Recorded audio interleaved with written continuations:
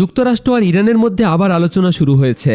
ওমানে মধ্যস্থতার মাধ্যমে এই বৈঠক হয়েছে, যাকে ইরান বলছে একটা ভালো শুরু। কিন্তু এই কথার আড়ালে লুকিয়ে আছে গভীর অবিশ্বাস আর বড় মতপার্থক্য। এই আলোচনার কেন্দ্রবিন্দুতে আছে ইরানের পারমাণবিক কর্মসূচি। ইরান বলছে তারা ইউরেনিয়াম সমৃদ্ধ করবে, কারণ এটা বিদ্যুৎ উৎপাদন আর চিকিৎসার কাজে লাগে।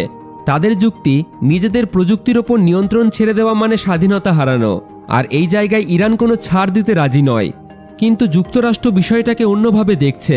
ওয়াশিংটনের আশঙ্কা, ইউরেনিয়াম যত বেশি সমৃদ্ধ হবে, ইরান তত দ্রুত পারমাণবিক অস্ত্র বানানোর কাছাকাছি পৌঁছে যাবে। এই কারণেই যুক্তরাষ্ট্র আর ইসরায়েল এই কর্মসূচিকে বড় হুমকি মনে করছে। এখানেই শেষ নয়, যুক্তরাষ্ট্র চায় আলোচনায় ইরানের ক্ষেপণাস্ত্র কর্মসূচি এবং মধ্যপ্রাচ্যে ইরানের সমর্থিত সশস্ত্র গোষ্ঠীগুলোর বিষয়ও আসুক। কিন্তু ইরান স্পষ্টভাবে বলেছে এগুলো তাদের আত্মরক্ষার অংশ এবং এসব নিয়ে কোনো আলোচনা হবে না। সবচেয়ে বিপজ্জনক বিষয় হলো সময়টা।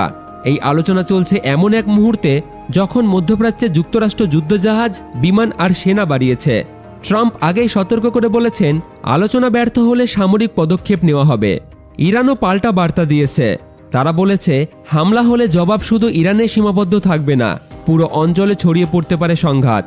সব মিলিয়ে এই আলোচনা এখন কোনো বড় চুক্তির জন্য নয়, এর আসল উদ্দেশ্য যুদ্ধ ঠেকানো আর পরিস্থিতিকে নিয়ন্ত্রণের বাইরে যেতে না দেওয়া। কিন্তু প্রশ্ন থেকেই যায়, এই কথাবার্তা কি সত্যি উত্তেজনা কমাতে পারবে, নাকি আমরা ধীরে ধীরে আর একটা বড় সংঘাতের দিকে এগোচ্ছি? বন্ধুরা, আপনাদের কি মনে হচ্ছে? কমেন্টে অবশ্যই আপনাদের মতামত জানাবেন। ভিডিও ভালো লাগলে একটি লাইক করে বন্ধুদের সাথে শেয়ার করে দিন। আর এই রকম জিওপলিটিক্স খবর শোনার জন্য আমাদের চ্যানেলটিকে ফলো এবং সাবস্ক্রাইব করে রাখুন।